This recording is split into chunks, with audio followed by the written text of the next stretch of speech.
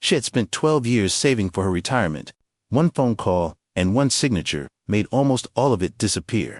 This isn't a story about a con artist tricking a stranger on the street. It's harder than that, and more uncomfortable to watch. It's about how the people we trust the most can end up costing us the most, through a series of small, reasonable-seeming decisions, each one defensible on its own. By the end of this video, you'll understand the 3 psychological traps that had to fail, one after another, before something like this could happen.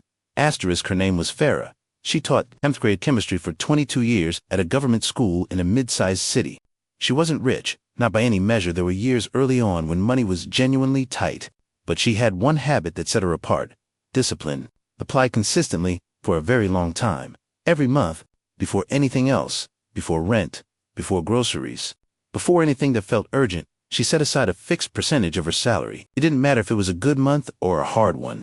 It didn't matter if a wedding gift was expected or the roof needed fixing, or her sister quietly asked for a loan she knew might never be repaid. The savings came first, always, without exception. She kept a small handwritten ledger, updated every month in the same neat handwriting since she was 20. Friends teased her, "Farah, you'll die rich and never enjoy it." She'd laugh and say she wanted one thing: to retire at 55 without depending on anyone by 52. She'd nearly done it. Her savings were modest but entirely hers, built from patience, not risk. She kept everything in fixed deposits and government certificates. Boring, safe, predictable. She was not reckless. She was the responsible one people came to for advice, which is exactly what makes what happened to her so uncomfortable, because if it could happen to someone this careful, it could happen to almost anyone. Asterisk, her closest friend, outside her immediate family, was a man named Naveed. They'd known each other over 20 years, since their first year of college, sharing a single set of textbooks because neither could afford their own copy. Naveed was always the more restless one, full of energy, full of half-formed ideas, always one conversation away from describing his next big thing. Over the years he'd tried several ventures that never quite worked. A clothing import business that lasted 8 months, a food delivery startup that generated a lot of excited talk but never really launched, a partnership in a friend's electronics shop that ended in a quiet, awkward falling out nobody liked to discuss. None of it shook his confidence. There was always a reason it failed: bad timing, a dishonest partner, simple bad luck, and always a new idea already forming behind it. Farah had watched from the sidelines for 2 decades, never investing, mostly because for most of those years she genuinely didn't have spare money to risk. But by the time Naveed came to her with his newest idea, the circumstances had changed. Farah finally had real savings, and for what may have been the first time in their entire friendship, Naveed knew that she did. Asterisk, this pitch sounded more credible than his others. Naveed said he'd found an overseas supplier offering imported goods at a steep discount if he paid in bulk up front, and local buyers already lined up to purchase the first shipment. He just needed capital to place the order. He didn't ask for much at first, just enough to cover part of the shipment, framed as help to get things moving. 60 days, he said, and she'd have it back plus a share of the profit. Farah hesitated briefly, then agreed. 20 years of friendship outweighed a vague, unspecific instinct. She wrote a modest check. What she didn't do, what almost nobody does in this exact situation, was ask for anything in writing beyond a handshake. No contract, no proof of the supplier, no names of the buyers. Just trust, dressed carefully as a business deal. Asterisk, not everyone was comfortable with it. Farah's younger cousin Sena had met Naveed a handful of times over the years and had never fully trusted him, without ever quite being able to say why. When Farah mentioned the investment casually over dinner, Sena's reaction was immediate. "Do you have anything in writing?" Farah said no. She'd known him 20 years. Sena pushed further, gently but persistently. 20 years of friendship isn't the same as 20 years of honesty about money. Has he ever actually run a business successfully? Not started one with excitement, but run one all the way through to a real, successful end? Farah didn't have a clean answer to that, and she noticed, briefly, that she didn't. Instead of sitting with that discomfort, she found herself defending him almost automatically. He's had bad luck.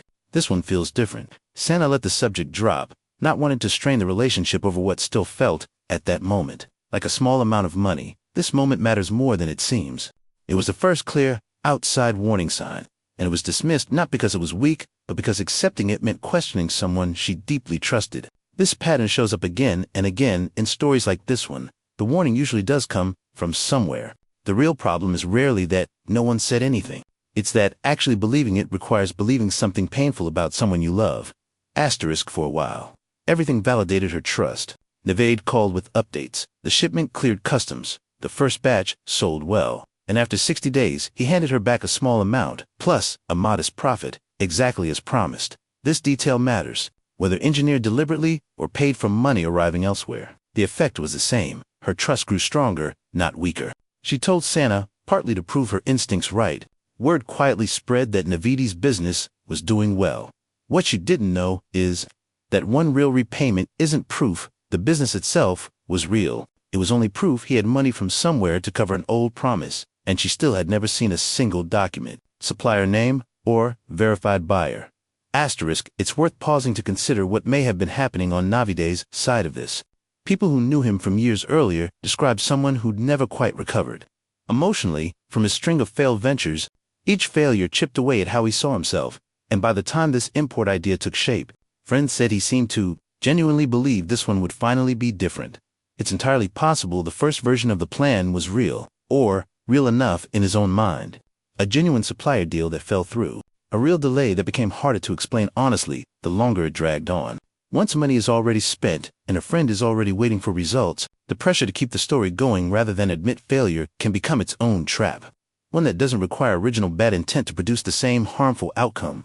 This doesn't excuse what happened, but it matters, because the danger here wasn't one obviously dishonest person to spot in advance. It was a pattern that can emerge from ordinary desperation just as easily as from calculated deception. Asterisk over the next 10 months. This same pattern repeated twice more, each version dressed up slightly differently but following the same underlying shape. A supplier delay caused by paperwork, a customs issue at the port, a temporary cash flow gap before a large payment, supposedly due any week. Each time the amount requested was slightly larger than before, and each time Farah told herself some version of the same sentence. He's my oldest friend. He wouldn't lie to me about something like this. By this point, the amounts involved were no longer small by any measure. Together they represented a genuinely significant portion of what she'd spent over a decade building.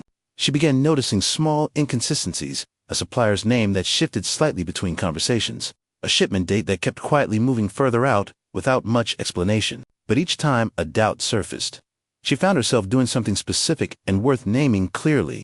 She looked for a reasonable-sounding explanation that would let the doubt dissolve, rather than looking honestly for reasons to actually investigate it. A different supplier name, she'd probably just misremembered the original. A delayed shipment, again, international shipping is simply unpredictable, she told herself.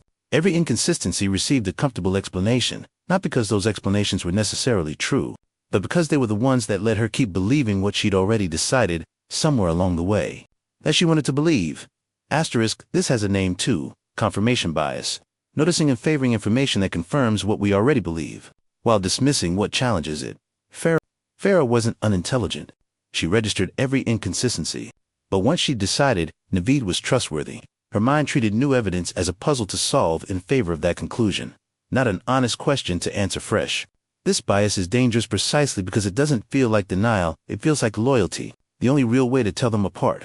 Would you accept this same explanation, and this same lack of documentation, from a stranger? Asterisk, at one point, nearly a year in, Farah actually considered visiting the warehouse Navid had once mentioned. In passing, during an otherwise unrelated conversation, she even wrote the general area down in her notebook, genuinely intending to go see it for herself, just to put her mind at ease. She never went, partly because ordinary life got busy, school responsibilities, family obligations, the background noise of daily life that makes it easy to keep postponing a single, uncomfortable errand without ever quite deciding to cancel it. But partly, if she was honest with herself later, because some part of her simply didn't want to go. Going meant one of exactly two outcomes. Either she'd confirm everything was fine, costing her nothing but an afternoon, or she'd discover something she wasn't ready to face, costing her a 20-year friendship in one stroke, and forcing her to admit she'd been wrong for over a year already. It is almost always easier to not look and keep believing what feels comfortable than to look and risk having to stop believing something you've built real emotional investment around.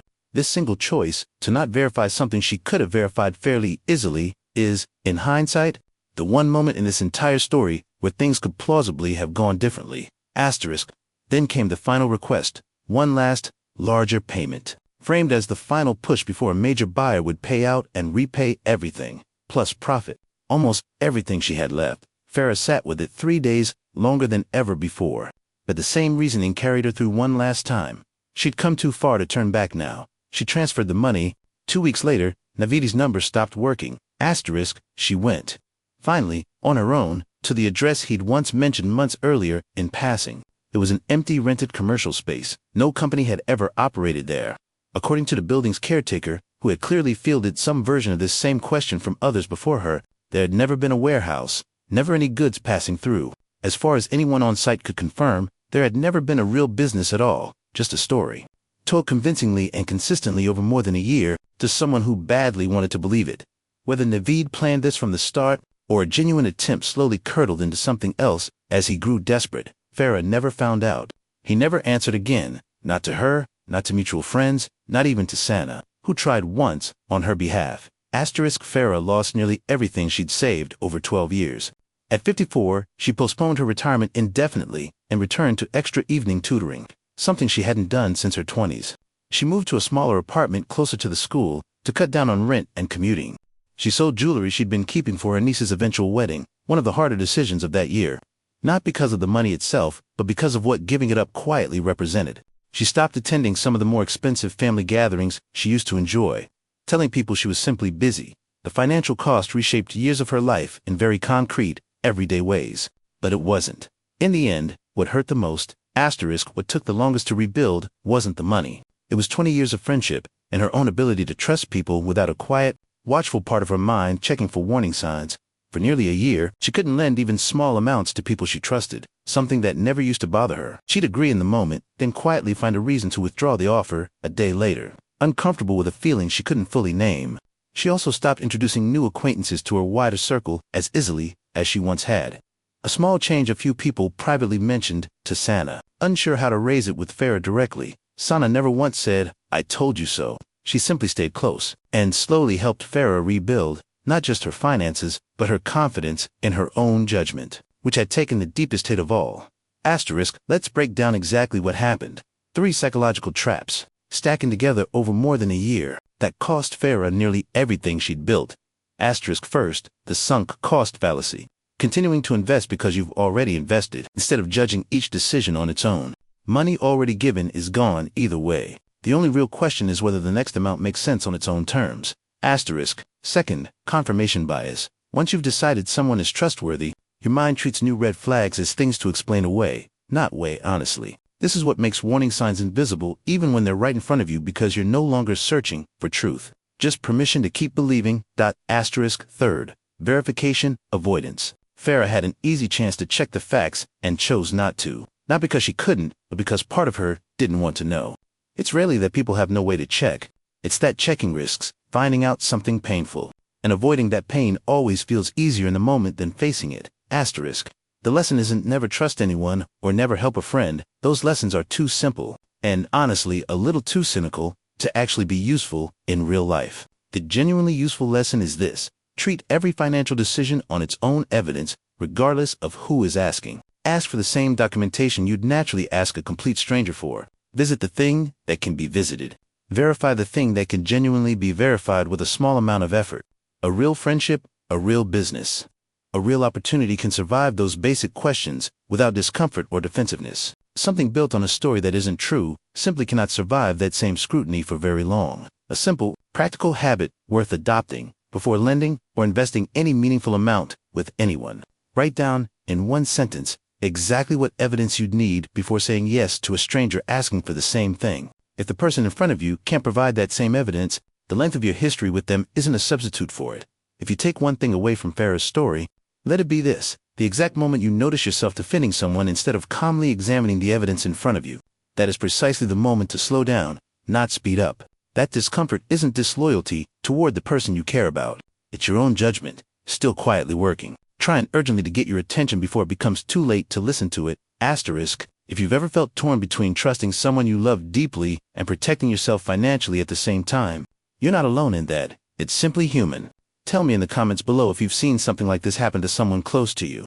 Next time, we look at a man who couldn't stop gambling, not because he was reckless, but because of one specific mental trap that convinced him every loss was bringing him closer to an eventual win.